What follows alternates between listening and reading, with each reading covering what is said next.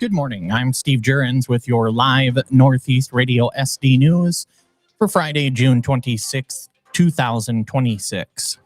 Your news this hour is brought to you by Hahler Automotive in Webster, South Dakota. Cruise through brand new, certified used and premium classic vehicles online at HahlerAuto.com. World-class service, hometown friendliness.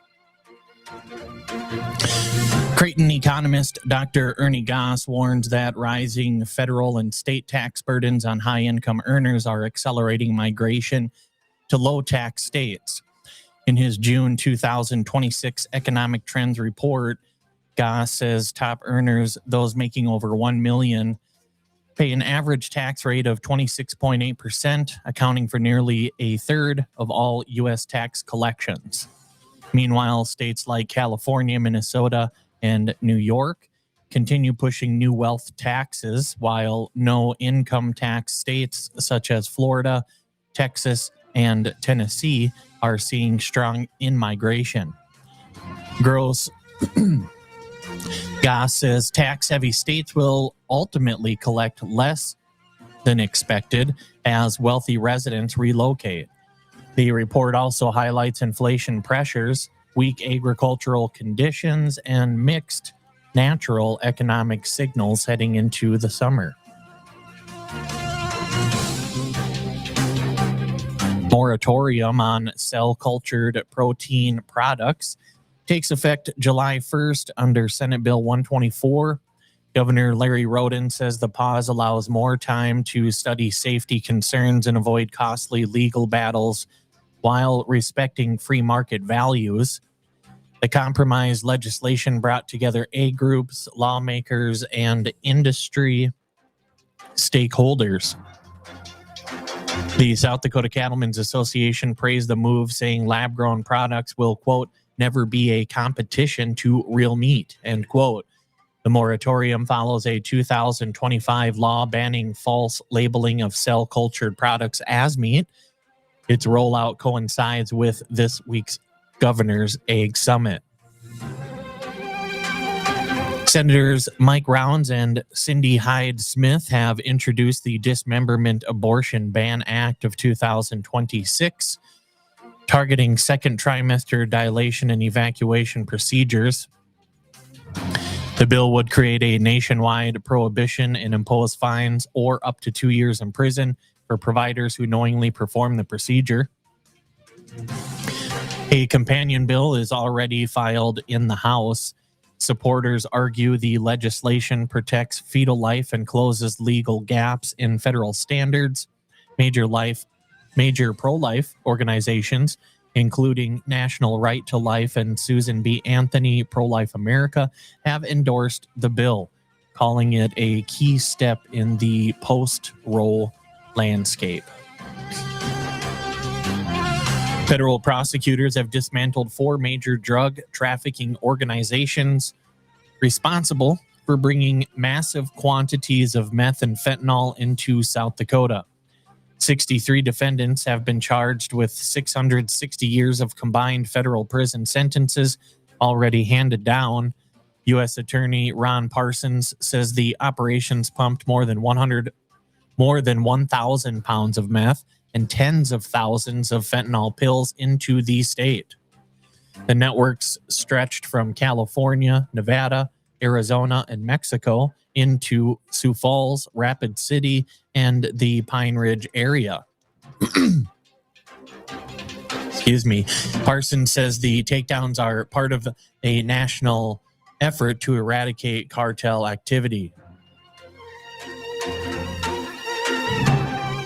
The South Dakota Public Utilities Commission has approved the merger of Northwestern Energy and Black Hills Energy, forming a new utility conglomerate serving 2.1 million customers across 8 states. The combined company will be rebranded Bright Horizon Energy Corporation. Regulators say customer rates and service terms will remain unchanged, and shareholders, not rate payers, will cover merger-related costs. The agreement includes extended rate moratoriums and a commitment to maintain a strong local presence. Commissioners emphasized that state law requires approval unless a merger poses significant harm to customers.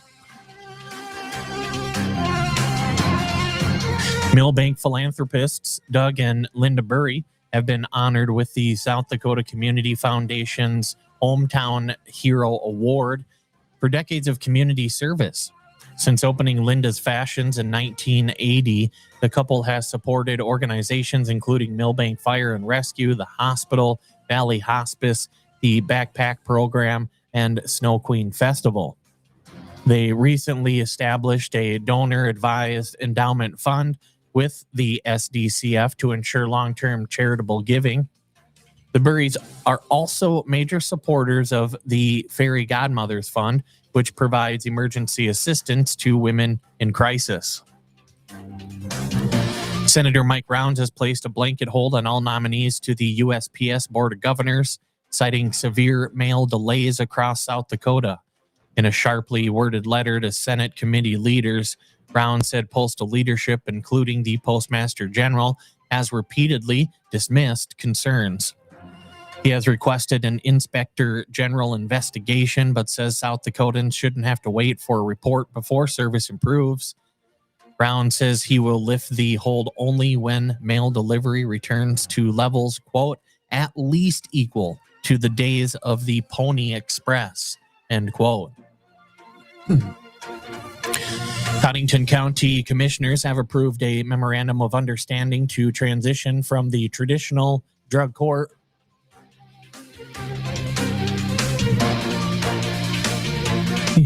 to a community treatment court model. The unified system coordinates judges, prosecutors, defense counsel, law enforcement, and treatment providers to address substance use and mental health issues. Commissioner Myron Johnson praised the program's impact, recalling a parent who said drug court, quote, saved her daughter, end quote. The MOU includes signatures from local legal and law enforcement leaders.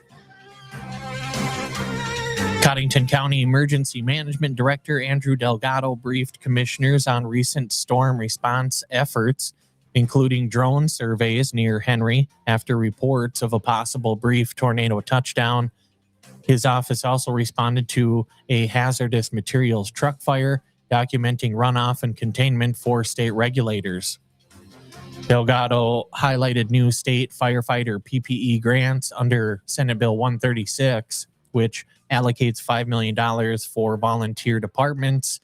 He is also working with the city manager on projects aimed at securing future federal BRIC resiliency funding. Your news this hour was brought to you by Hahler Automotive in Webster, South Dakota.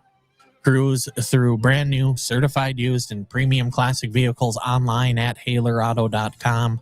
World-class service, hometown friendliness. Read more full in-depth stories online at northeastradiosd.com. Check out the Daily News Recap podcast and live interview uploads. And don't forget to sign up for our newsletter, delivered straight to your inbox every morning at 6 a.m. And with today's local and state news from Northeast Radio SD studios in Watertown, South Dakota, I'm Steve Jurens.